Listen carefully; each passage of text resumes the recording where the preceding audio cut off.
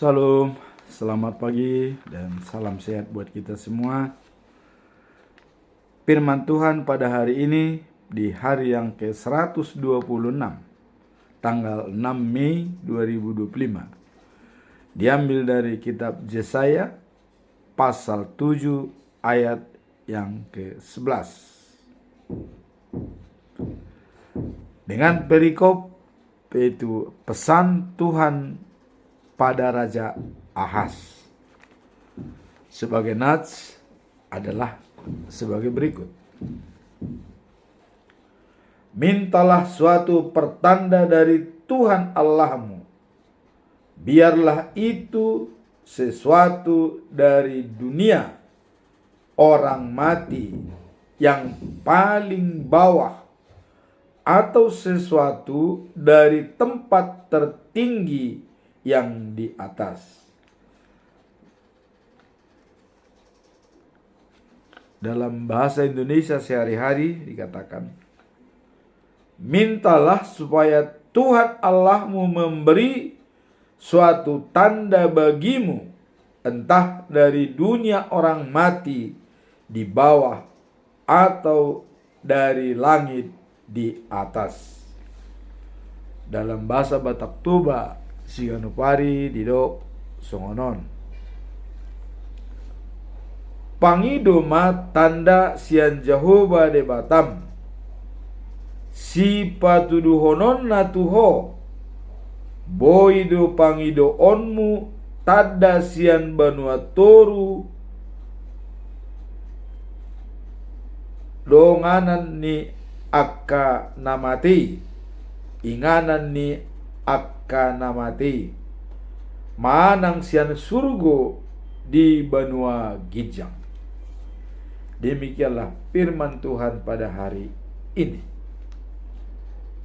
Sebagai pedoman kita dalam bulan Mei 2025, tetap mengacu pada topik yaitu mengasihi dan mengikuti Yesus dengan setia dalam pertobatan dan doa untuk kesejahteraan seluruh ciptaan. Dalam hal ini, bertobat, berdoa, mengasihi, dan mengikuti Yesus dengan setia untuk kesejahteraan seluruh ciptaannya. Dalam Ibrani dijabarkan dalam pasal 13 ayat 16 dikatakan demikian. Dan janganlah kamu lupa berbuat baik dan memberi bantuan, sebab korban-korban yang demikianlah yang berkenaan kepada Allah. Korban-korban yang demikianlah yang berkenaan kepada Allah. Ini artinya disenangi oleh Tuhan Allah. Berarti Allah akan memperhitungkan korban-korban seperti ini membantu orang yang membutuhkan.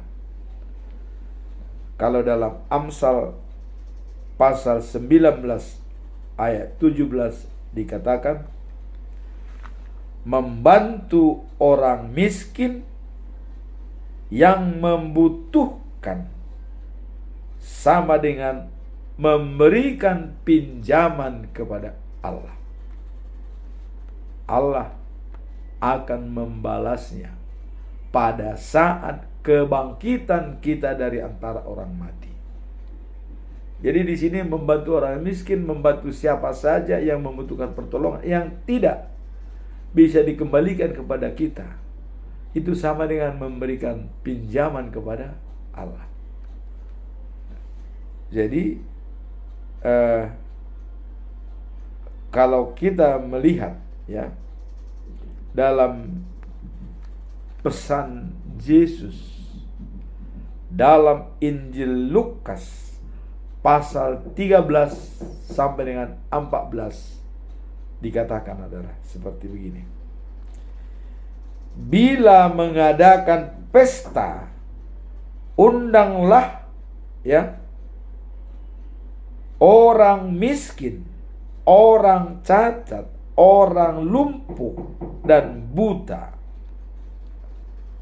Kenapa mengundang orang lumpuh, orang cacat, orang buta? Karena mereka tidak mungkin membalasnya apa yang kita berikan. Itu maksud Yesus. Kalau kau mau mengundang orang, undanglah orang yang tidak bisa membalasnya kepadamu. Sebab itulah jasamu di mata Tuhan.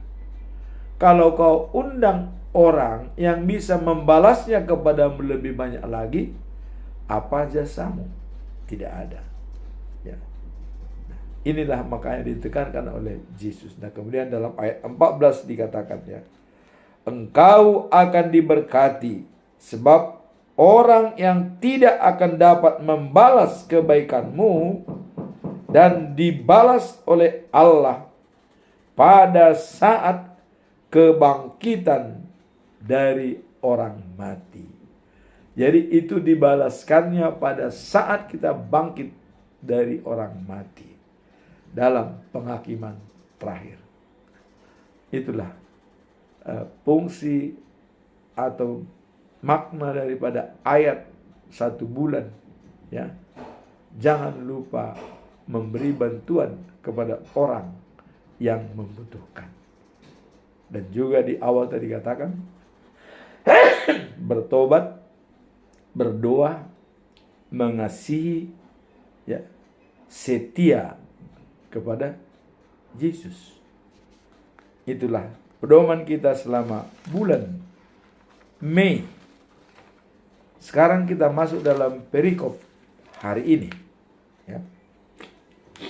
Perikop hari ini adalah diambil dari Yesaya pasal 7 ayat 11. Pesan Tuhan pada Raja Ahaz. Apa makna daripada perikop ini? Bahwa Tuhan memberikan pesan kepada Raja Ahaz. Mari kita lihat. Dalam pasal 7 ayat 11 kita dapat menemukan pesan bahwa Tuhan mengundang umatnya untuk mempercayai dan meminta tanda darinya. Ini diundang oleh Tuhan untuk mempercayai kuasa Dia dan keberadaan Dia, dan kita minta tanda dari Tuhan. Ayat ini menunjukkan bahwa Allah tidak hanya peduli, tetapi juga menginginkan hubungan yang akrab dengan umatnya. Jadi dengan adanya Allah meminta kepada kita supaya kita minta tanda, ini adalah merupakan hubungan antara kita dengan Tuhan itu memang sangat dekat. Artinya dapat diandalkan. Apapun yang kita lakukan, Tuhan pasti akan memberikan terbaik bagi kita. Nah, kemudian apa pesan moral daripada hal tersebut? Dengan memberikan kesempatan kepada kita untuk minta tanda dari Tuhan. Pesan moralnya adalah kita diajak untuk mengingat bahwa Tuhan selalu siap memberikan tanda dan petunjuk serta mendorong kita untuk beriman dan percaya bahwa Dia tidak akan menunggu, tidak akan meninggalkan kita. Tuhan tidak akan meninggalkan kita dalam kesulitan. Nah, inilah artinya hubungan yang intim antara kita dengan Tuhan, sehingga Tuhan bisa menyarankan kita supaya minta tanda. Tapi dalam hal ini disarankan kepada Raja Ahaz. Apakah Ahaz jadi minta tanda? Ahaz tidak meminta apa-apa, karena dia mungkin berpikir kalau diminta tanda berarti harus dipertanggungjawabkan. Namun Tuhan mengatakan minta tanda-tanda. Tuhan akan memberi sepanjang sesuai apa yang mau kita rencanakan. Nah, kemudian apa pembelajaran yang bisa kita lihat dalam keberadaan Tuhan dan adanya itikat baik dari Tuhan untuk memberikan kepada kita kebebasan meminta apa saja kepada Tuhan? Kita lihat dalam pembelajaran di sini adalah tanda yang diminta menjadi penting karena menunjukkan kuasa dan keagungan Allah dalam memperlihatkan kehadirannya. Jadi tanda itu adalah memperlihatkan kehadiran Tuhan dan kuasanya, bahwa tawaran Allah untuk memberi tanda merupakan bentuk kasih. Jadi disinilah dikatakan bahwa kuasa dan keagungan Allah dalam memperlihatkan kehadirannya. Ada kuasa.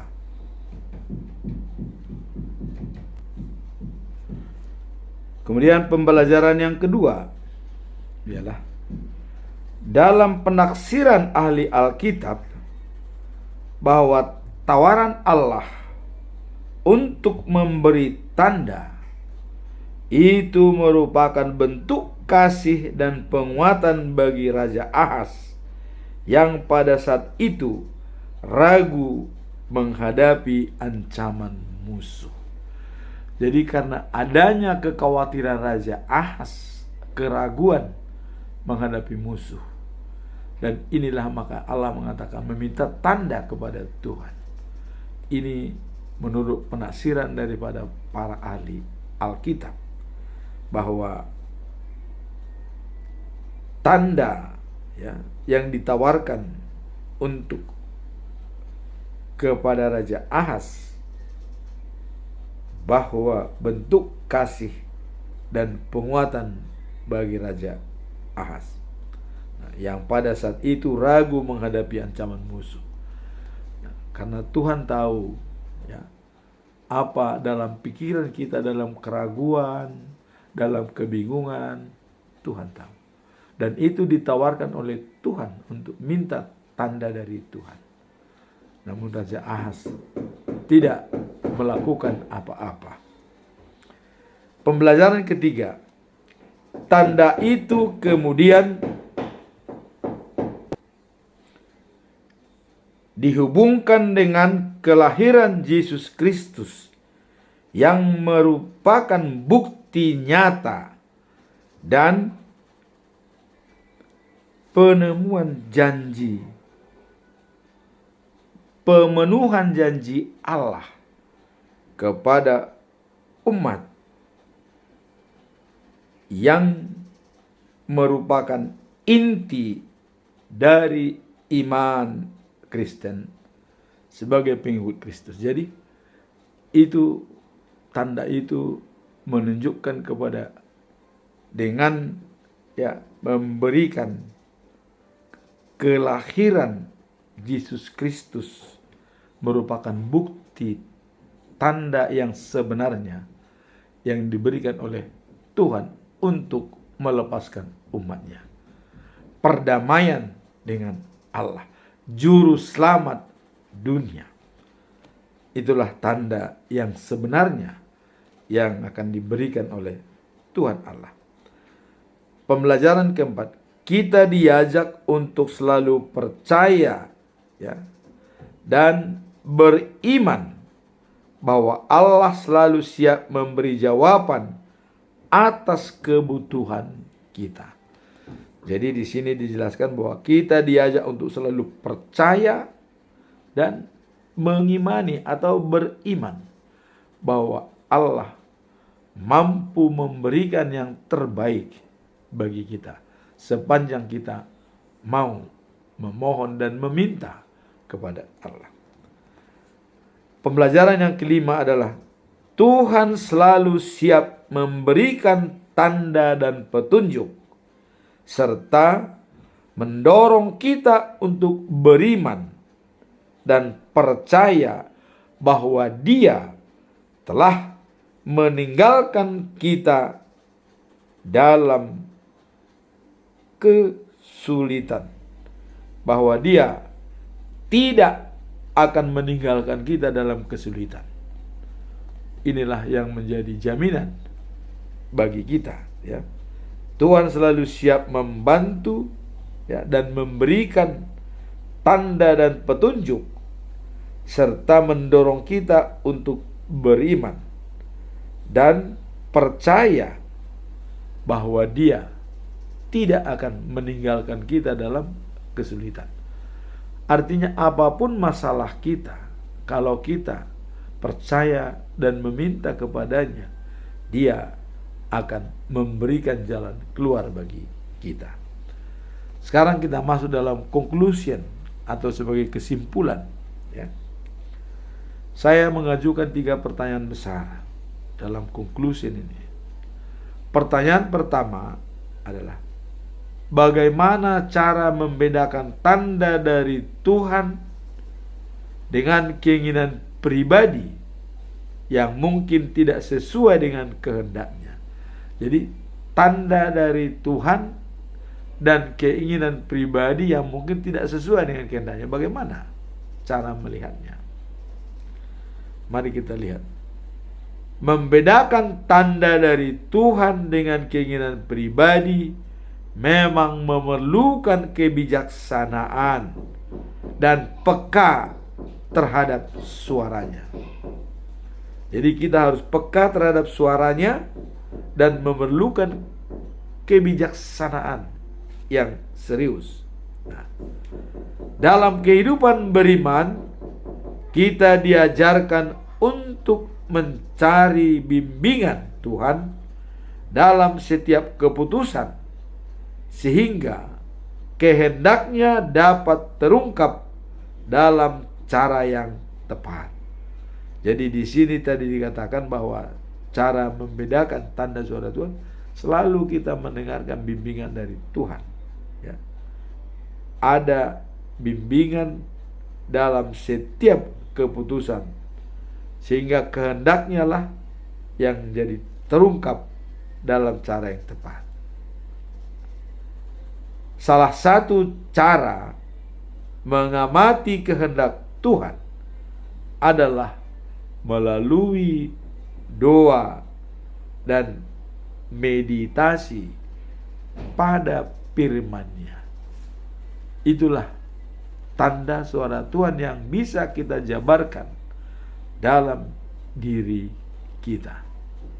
Jadi caranya adalah, ya, dalam Filipi pasal 4 ayat 6 sampai dengan yang ke-7. Dalam pasal 4 ayat 6 dengan 7 ini dikatakan adalah, janganlah hendaknya kamu khawatir tentang apapun juga, tetapi nyatakanlah dalam segala hal keinginanmu kepada Allah dalam doa dan permohonan dengan ucapan syukur. Itulah yang harus kita sampaikan. Kita tidak khawatir tentang apapun, tetapi nyatakanlah dalam segala hal permohonan yang kita inginkan di dalam doa. Maka setelah itu, damai sejahtera Allah yang melampaui segala akal akan memelihara pikiran dan jiwa kita. itulah yang disampaikan pada ayat ini. Jangan khawatir tentang apapun juga. Selalu kita berkomunikasi dengan Tuhan, meminta dengan apa keinginan kita. Maka kedamaian dan ketenangan pikiran yang memelihara kita akan tercipta pada saat kita percaya dan yakin kepada Tuhan. Dengan ayat ini kita diajak untuk selalu membawa keinginan dan kekhawatiran kita kepada Tuhan melalui doa. Sehingga kita dapat merasakan damai sejahtera yang datang dari Allah. Jadi dengan kita mengajukan dalam doa permohonan kita, maka kedamaian itu akan datang dengan sendirinya kepada kita. Sekarang kita masuk dalam pertanyaan yang kedua. Apa saja langkah yang dapat diambil ketika merasa ragu dalam iman, seperti yang dialami oleh Raja Ahaz? Ketika seorang merasa ragu dalam iman seperti Raja Ahaz, penting untuk mencari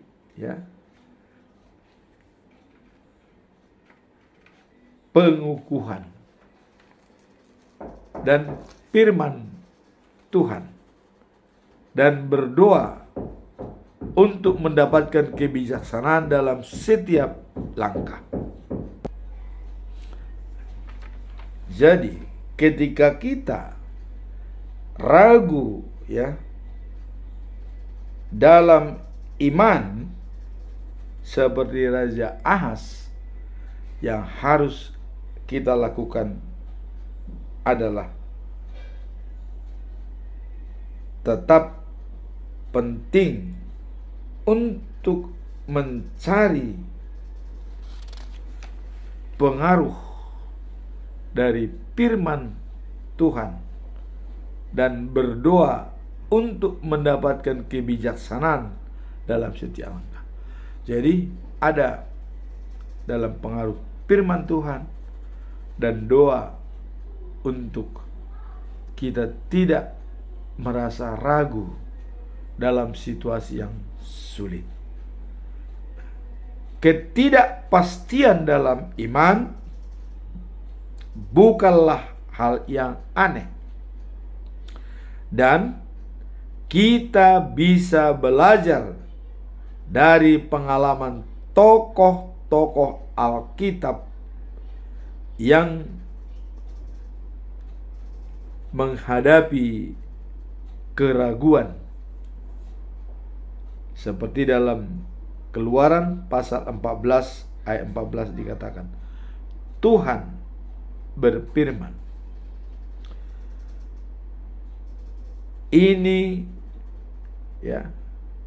mengatakan bahwa untuk kamu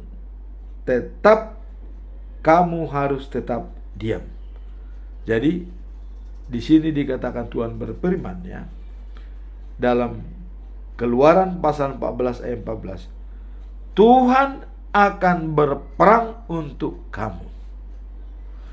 Dia berperang untuk kita. Tetapi kamu harus tetap diam. Jadi artinya ada masalah, kita biarkan Tuhan untuk berperang, kita diam, maka hasilnya itu sangat positif. Apa yang digambarkan dalam situasi ini menunjukkan bahwa dalam momen keraguan kita diminta untuk tetap bersandar kepada Tuhan dan menunggu petunjuk-petunjuknya.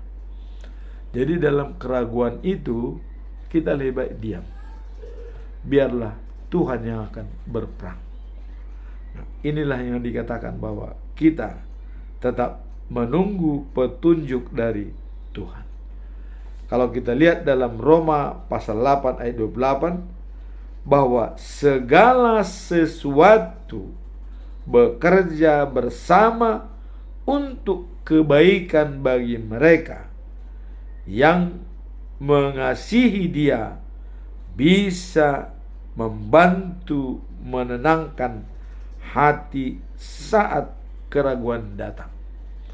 Jadi kalau kita sudah mengasihi Dia, pada saat keraguan kita datang, itu bisa terjawab dengan baik.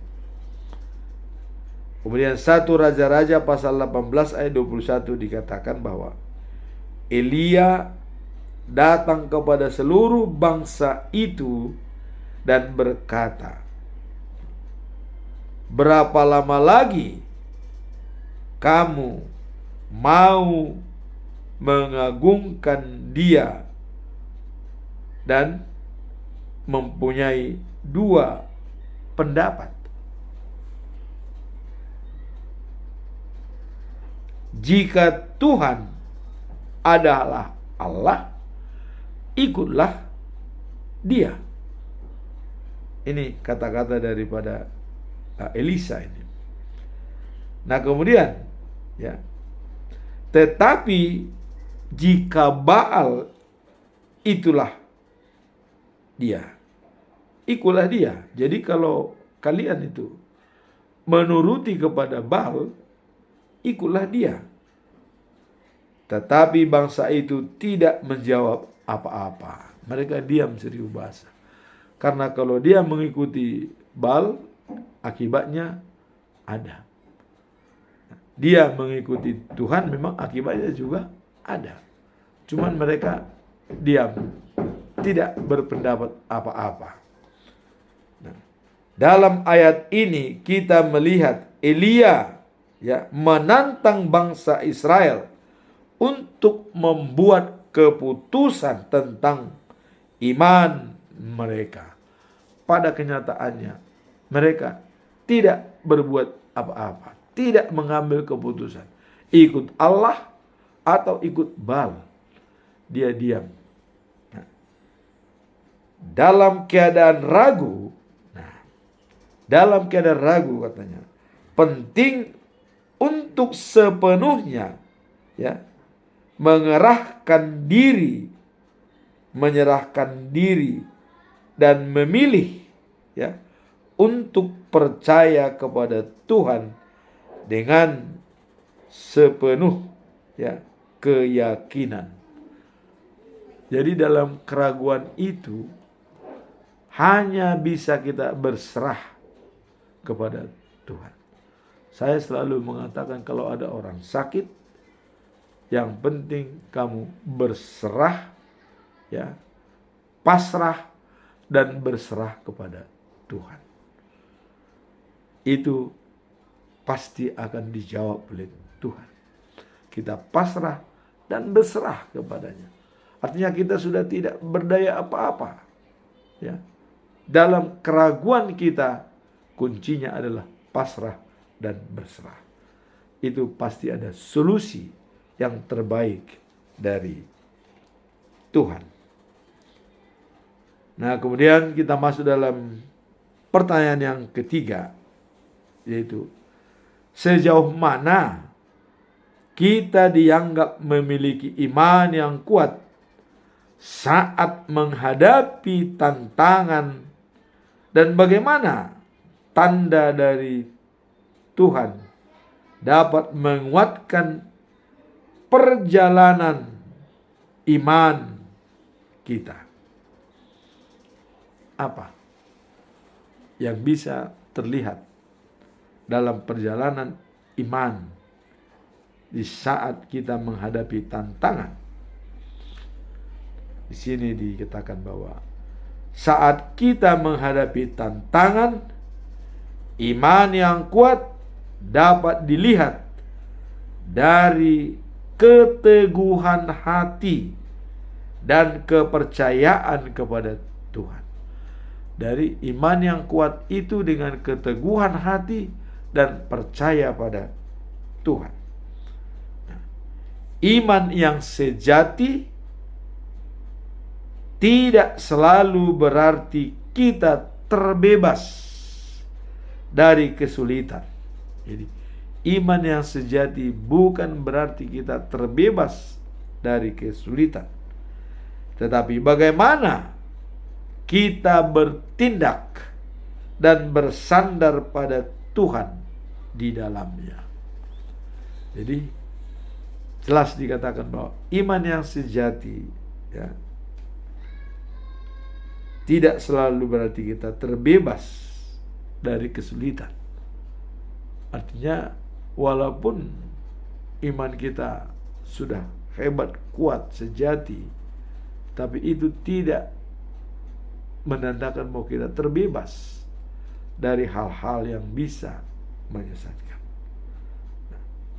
Dan di sini dikatakan, tetapi bagaimana kita bertindak dan bersandar pada Tuhan di dalamnya. Jadi kita tetap bertindak dan bersandar pada Tuhan. Itulah yang mengatasi ya, kalau kita memiliki iman yang kuat saat menghadapi tantangan, dan bagaimana cara dari Tuhan dapat menguatkan perjalanan iman kita, bersandar kepada Tuhan dan selalu bertindak sesuai dengan rencana Tuhan. Itulah yang bisa memberikan jawaban di saat kita menghadapi tantangan, selalu mengandalkan Tuhan dalam langkah-langkah yang kita tempuh.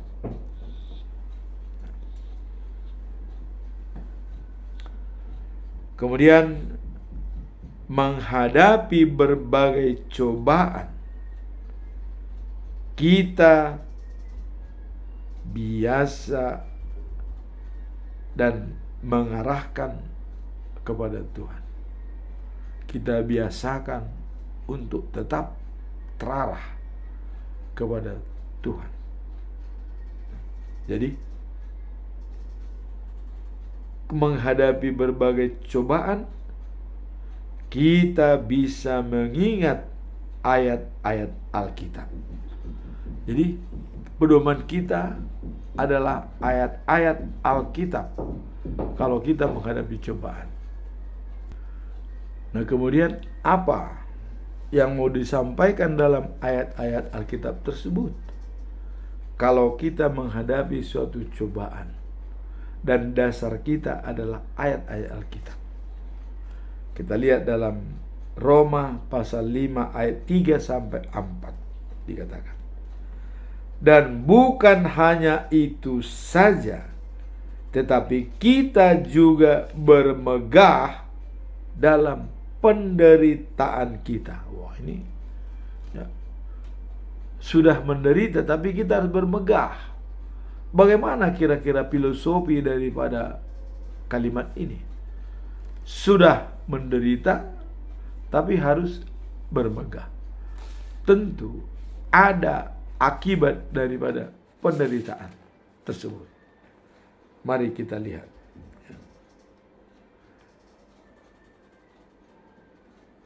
Dalam penderitaan ya, kita juga bermegah. Nah, karena apa?